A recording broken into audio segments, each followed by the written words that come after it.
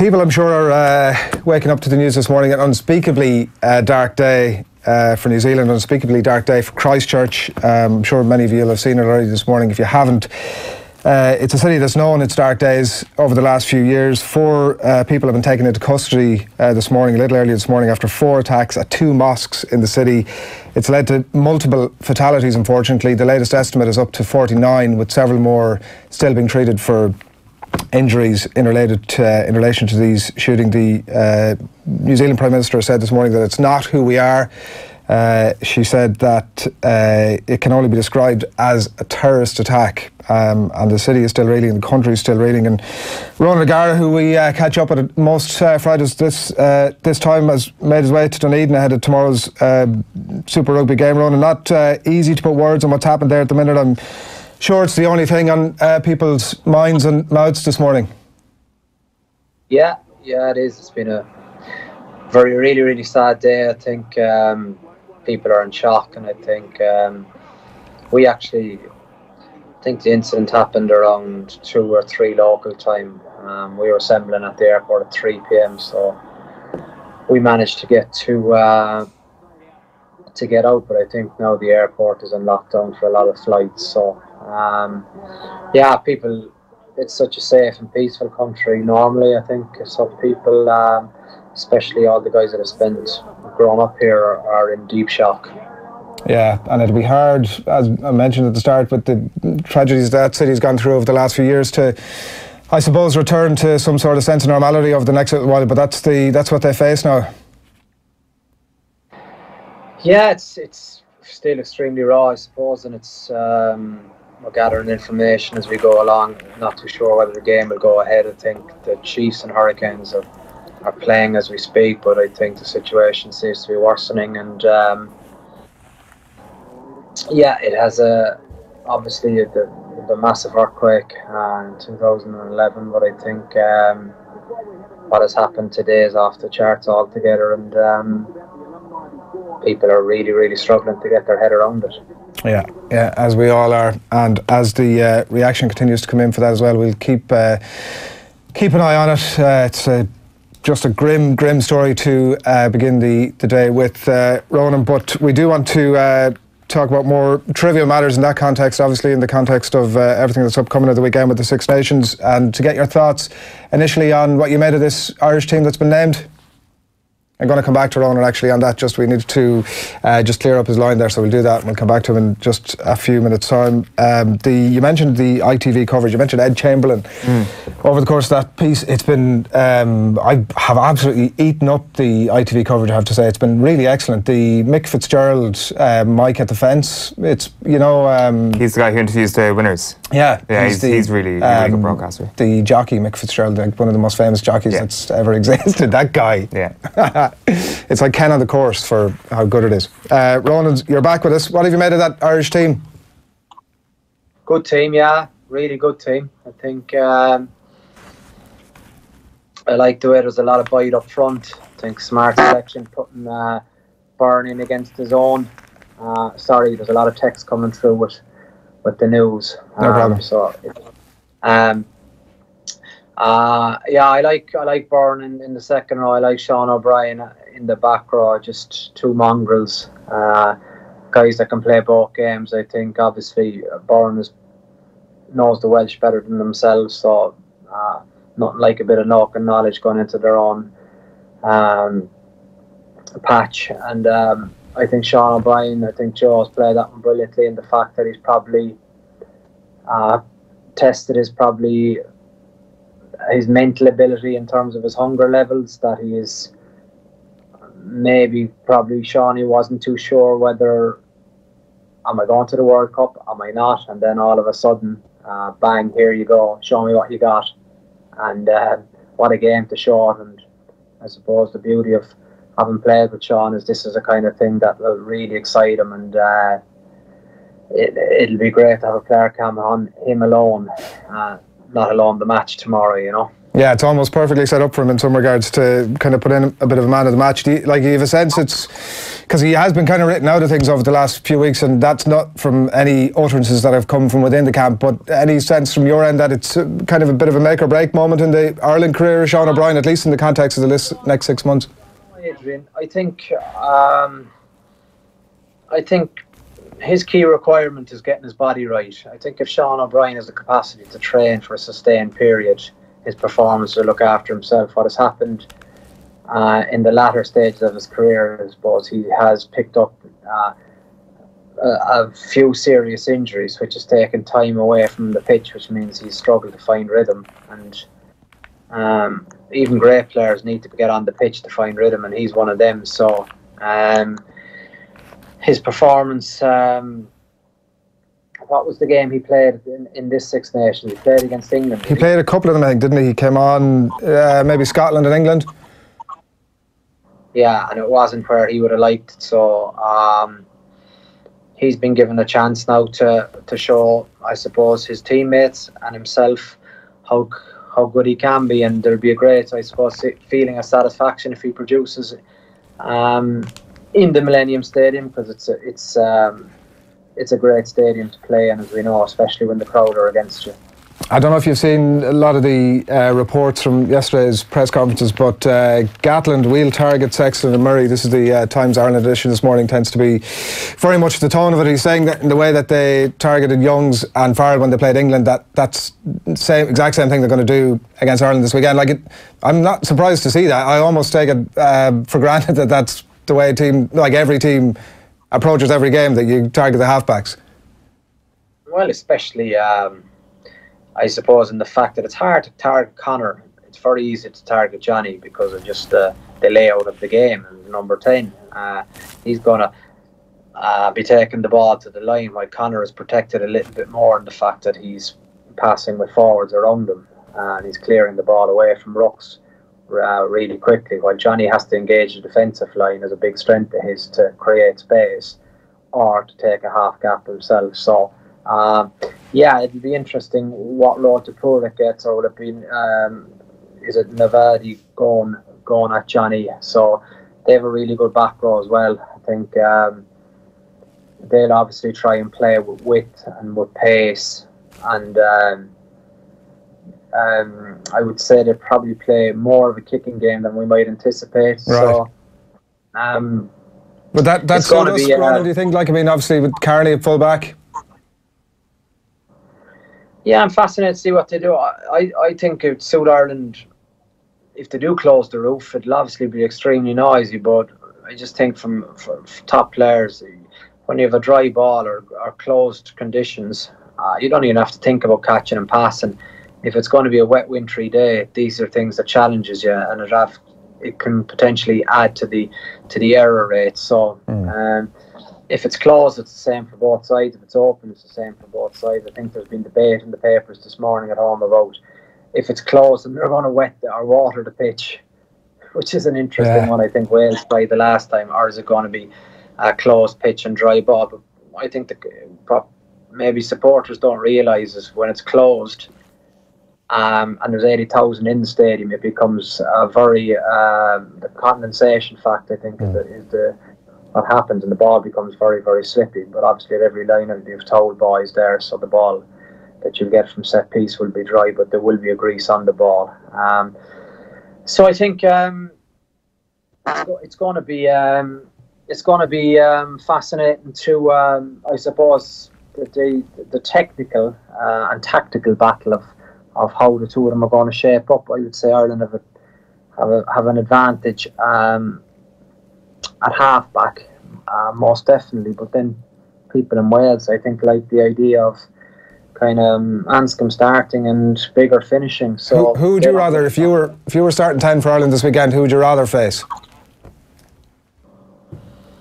I think Wales have done it right. I think if I was coaching them, I'd probably go the same way. I think Anscombe he's a probably underrated running game.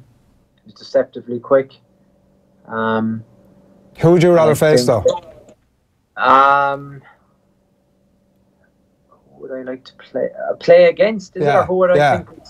Like who would if you were starting for Ireland this weekend? Who would you think you'd have the number of? Both of them, Adrian. Sorry, I'm allowed to laugh today. I think you know what you're going to get with Bigger. I think on a bad and good day he's probably 7, and he can get to 8.5. While Anscombe can probably go from a 5 to a 9. So he's a gambler's choice. That's the dilemma, you know. What's the difference, the noticeable difference that you see, or what could we expect if there's a shift in that with 60 minutes on the clock? I think Anscombe's capacity to get the back line, I think, into rhythm is better than Bigger's. His capacity to play in the gain line is superior. Bigger's a very good passer, an unbelievable kick and chase merchant for himself, brilliant pressure player, and has big balls, basically, I think, and the fact that he can close out games brilliantly. And we've seen that for a number of years going back, I think, to even in 2012, was it, when the Ospreys beat Leinster in the RDS. So I think it's but it's not going to be decided there. I think it's going to be decided probably strangely by the back three. I think there will be errors. I think North is going to have a big game. I think Stockdale has to reply after last weekend. I didn't think he was anywhere near what we've seen of him in any other game. So it's not a place to be going to with any bit of doubts in your head, because you're so close to the edge of the pitch. You'll be getting jeered and hassled by the crowd, so he'll have to block out all that. Earls is in the form of his life for a sustained period of time, and obviously Rod Carney didn't play last weekend, but is extremely safe and dependable.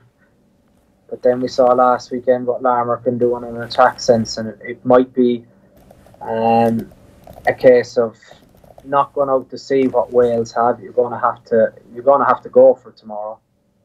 I think I would be interested to see that. I think Ireland have to be the aggressor. If Ireland wait for Wales, they will be in trouble. If Ireland are the aggressor, which they have been, bar, I suppose, the 3 games in England, Scotland and Italy, I didn't think they were the aggressor in those games. But against France, try after 2 minutes, after a great piece of vision and a skill execution from Larmour, putting the ball in the right place, forwards taking over try time. The pack looks good, but in fairness to Wales, I thought they were dead and buried against England, but they hung in there. They were on the ropes, and then used the crowd to a big advantage, and I think mentally suffocated the English.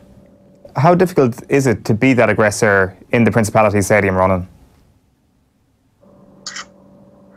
Yeah, it's obviously far more difficult than the Aviva, because people don't underestimate or appreciate what home crowd is. 50-50 decisions, giving the crowd something to shout about. It is, but how Ireland are so measly with giving away possession, it's probably they're the one team in the world that can do it. You look back at their peak performances, even the game they lost against New Zealand in the Aviva, in the last few minutes when they were 18-0 up, like their capacity to control the ball and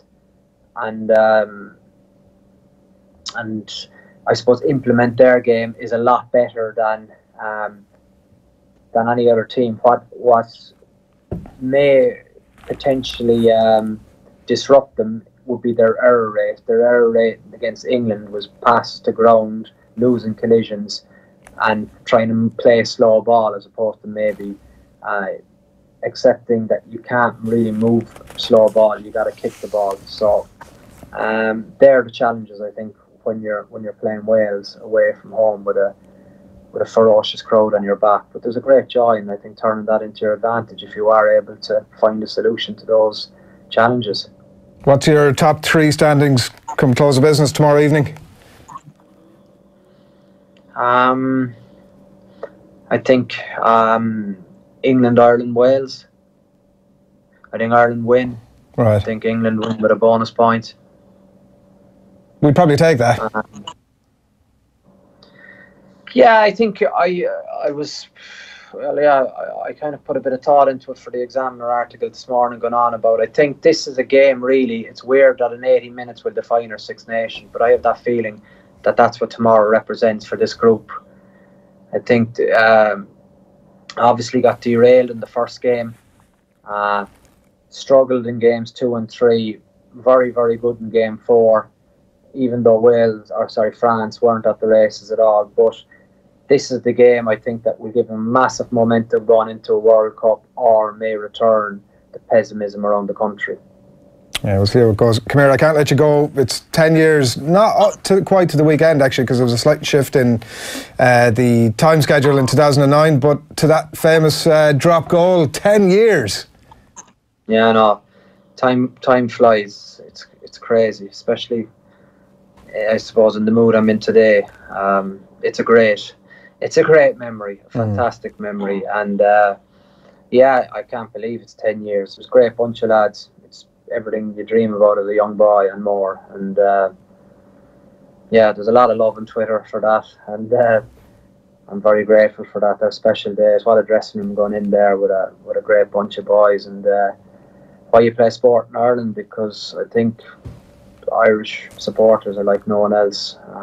They get behind their team, and that was. Obviously, we'd hit the post a few times to get over the line, especially Adrian, and it's a great memory to have. I've always wanted to ask you, been at the game and see what happened at the final whistle and the joy that overcame most of the Irish players, but your first thought at the final whistle wasn't to actually celebrate with your teammates? Was it not? No, you went up to Stephen Jones and shook his hand after. Oh yeah, no, I did actually, but I hope I gave a few high fives to a few of my boys on the way. But I get what being a kicker is and missing it. You know, you go back to. I think that's what experience tells you. I was in Twickenham for Munster, missing kicks that would have won a European Cup medal for guys I really cared about, but wasn't good enough to kick it over that day, and that haunts you as a kicker. But I got great advice from Woody at the time, kind of going, address the problem, don't sweep it under carpet, because it'll come back to bite you in a semi-final or final, and that's what real pressure is. It might hit you once a season, it might hit you once every 3 years, but address it, take it on, and ever since that, I think it was what made me that kind of massive failure in Twickenham. And I get the mindset of a kicker, and I get what goes into preparation. And earlier in the game, he had, I suppose, the capacity to kick a 50-metre, but it just shows what fatigue does to you. And he was short with the kick. So, I've been in Lions tours with Stephen. I've been competing with him for many a year, and it was a big day for us. But I think it was important that the values you learn in rugby, that you go up and you look him in the eye and say, hard luck, I know how that feels. And he took it well. And I swapped jerseys with him. Was the natural thing to do. And 3 weeks later, my jersey arrived back over in the post, which even summed up what a good guy he is. It was great, obviously, to swap, but it was also nice to have your own jersey. I thought it was a great touch. That's class. Did you keep his jersey? Of course I did. He didn't want to see it, I'm sure. Ronan, just one last thing. Exactly. It's interesting that you mentioned there, like addressing the problem after that Twickenham experience. Was there anything in particular that you addressed, or was there a particular part of your mindset that kind of came back to the surface in a successful manner against Wales in 2009? I think if you want to be a really, really top class kicker, I think there are many areas you have to address, but essentially you don't copy anyone. You get a technique that you know is bulletproof and that you can believe in, and it takes a while to do that, because there's a lot of trial and error that goes into it. Then you reach a stage where, after trying out, I realised I was a timing kicker as opposed to a power kicker, so I didn't need to switch on my core or fire up my quad or use that kind of language. For me, it was basically about putting all my trust in a follow through and getting my angle right. And then people forget adrenaline is a wonderful ingredient, and you get an extra 10 meters from adrenaline on game day. So it's every aspect. You have to be just, I suppose, so strong in your mind that you can see it before it's happening. And it took a long time to get there, mind you, but ever since that summer was brutal when you missed that kick, because what you want to do is you want to have the capacity to rectify it the following week. When you lose a European Cup final, you have 3 months off. So you can imagine how I was to live with for those 12 weeks, and also the doubts that you're crippled with. So going back to your question, I think you had to address everything, but the most important side was actually your skill set, but also your mindset, to know that what works in the group stages or in latter stages Champion Cup matches may not be good enough at a 79th minute in a test game. So it's great to get the first one and then get another one and then get another one, and it got to a stage where I did it 2 weeks in a row, I think, with a drop goal for Munster against Northampton and Munster against Cast, and it's a fantastic feeling internally, I suppose. And I don't want to sound cocky saying that, obviously. I'm just talking you through the way I looked upon goal kicking was, or kicking for that matter, all of a sudden you're playing a kind of individual sport, and then you have to go back and play a team sport, and that's what it comes down to. The kicker has to put in serious work rate to get where he wants to, same as. But it's a skill that only applies to me, really, in the team that I'm starting and my replacement, or the kicker and the kicker's replacement, because the tight head props and the loose head props and the second rows and the back rows are complete different emphasis on what skills they need to be good at. So it was just some key learnings in that regard, I think, at a young age, being able to address it and overcome it, and then put it into practice at a level where a lot of people, and myself most importantly, got massive satisfaction out of. Ronan, we didn't want to let it go, obviously, without asking you about 2009. You've been very good with your time. Look after yourself over the next few days and weeks. Thanks a million. Cheers, lads. Good to talk. Thank you very much. Thanks a lot. Ronan O'Gara on the line there from Dunedin this morning, ahead of their Super Rugby game tomorrow, and it is New Zealand that's in deep sadness this morning. And we brought you the news a little bit earlier that latest reports that 49 people now have been confirmed dead in the Christchurch terrorist attack, as described by the New Zealand Prime Minister this morning. Really tragic stuff. And Ronan O'Gara on the line there as well, looking ahead to the weekend of Six Nations rugby, in so much as it is, and Alan Quinn will be along to do a little bit more of that very shortly. It is 8:37 on this Friday morning. Delighted to have you along with us here